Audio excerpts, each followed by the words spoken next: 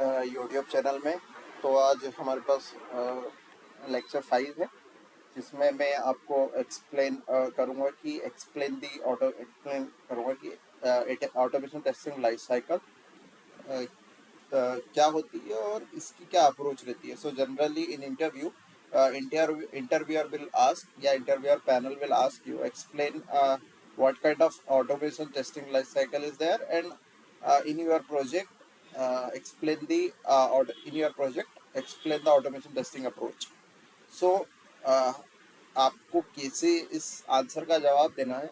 So generally if you have a experience in automation testing, so it will be good, so you can explain easily. But if you don't have any experience in testing, so you can explain these stages.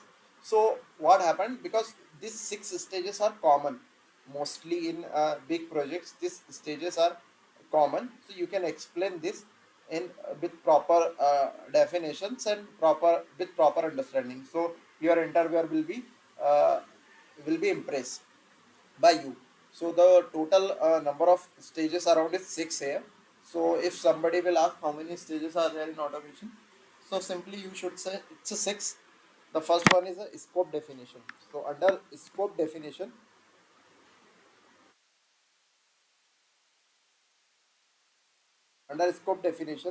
uh, what we have to define the scope. Scope is nothing but it's kind of suitable uh, identify the suitable test cases based on the criticality, frequency, and complexities. So generally in a scope definition, we have to identify the test cases based on their criticality. Let's say in your application, there is a functionality of transaction. So transaction is a critical functionality of your project, because it's your business module is depend on transaction. So we have to identify that, and we have to automate we have to automate that automation test scenario. So based on this complexity and priority, we will identify the test cases, and also we will analyze the application requirement and architecture. Like if application is based on entertainment domain, application is based on data migration domain, requirement, architecture.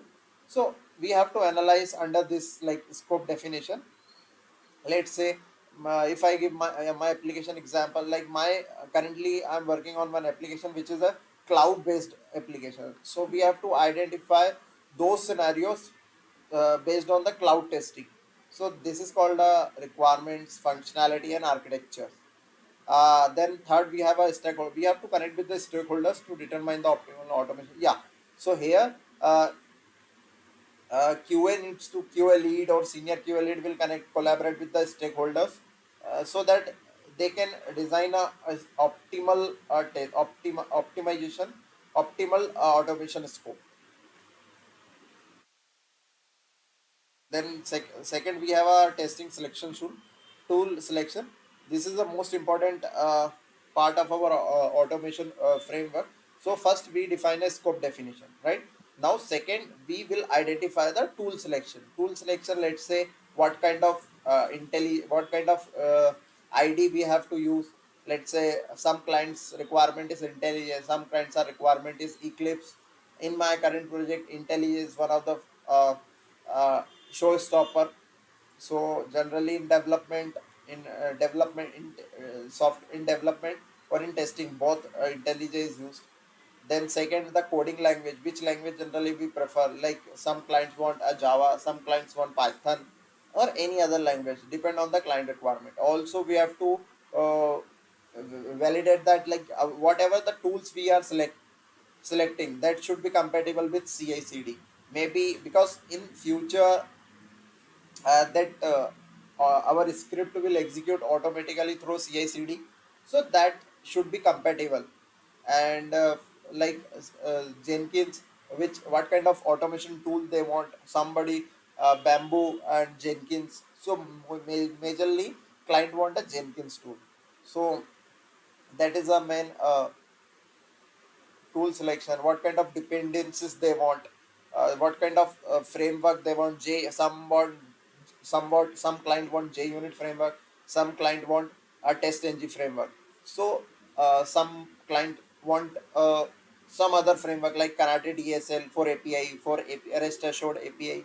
So for that, what kind of dependencies, what kind of tool we need here, so we can select here. Then third one, we are test planning and designing. So first we looked into a scope definition. Second, we check a tool selection.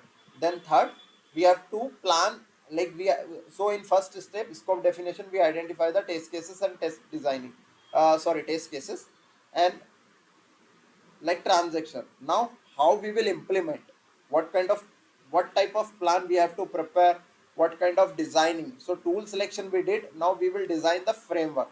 So under this we will test plan, like how many test cases we will execute in the first sprint, in the first day, like in the first sprint. So sprint by sprint we will plan, test planning and designing like automation framework we have to design. It should be a dynamic, it should compatible with all the environment, and it should be configuration proper, all the configuration properties should come under automation framework. So that kind of test planning and designing requirement here. And now fourth step, we have a environment setup. now we now we design the plan, we design the automation framework under the third step. Now we have to prepare our environment as well, like where we all the test cases will execute. So let's say in which environment, linux environment or window environment, on which Chrome browser, which browser we have to execute all our test cases. Some client want Firefox, some client want cross browser testing. So that come under environment setup. And also we have a environment like production environment, stages, latest environment, stages environment. So in my current project, there is a two type of environment. One is a QA environment, and second one is a development environment. So always test planning, test execution will happen in, will execute in a QA environment. And then fourth one, like fifth one, we have a last one is that like script development and execution. So like script development and execution. So once we prepare the test cases, now we will execute the script development and execution. So as I mentioned in the first first or second step definition. So step definition is nothing but it's our script development and execution.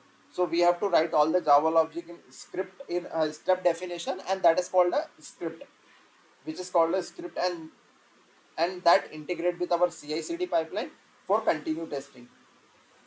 So we have to execute this script in environment, which environment we set up in the fourth stages, like environment setup in QA environment or any other environment, depend on the project requirement. And fifth one, like we have a last stage, like sixth stage. This is called a result analysis and reporting. So once we script executed, so automatic, so at the end report will generate, which is called a extent report, and that's come under result analysis and reporting. So in that report, generally the details of our test cases like failure, positive, unexpected outcome, or any kind of related issue, any kind of bugs, or the reason why the test case is getting failed. So that's come under a reporting, which is external report. So after this, if after this you QA need to identify the reason, and if it is bug or any bug or any kind of why test case is failing, root cause analysis QA need to find out, and if it is bug, then raise into the Jira or ALM. I mentioned in the first lecture, that is called Jira and ALM for defect tracking tool. So in that, so that is called automation testing life cycle overall, six. And in the report also, test coverage is also there, and some generated a detailed report summarizing key finding, including test coverage and defects. So total this we have a six stages. If you explain these stages, so interval will be impressed, and definitely he will give you the, he will you will get an edge here. So you have an idea about the automation testing life cycle. So guys, यदि ये lecture आपको अच्छा लगा हो तो please मेरी channel को subscribe कर दीजिए। मैं इसी तरह आपको I will provide you the good lectures, I will provide you the best lectures and upcoming videos. So thanks everyone.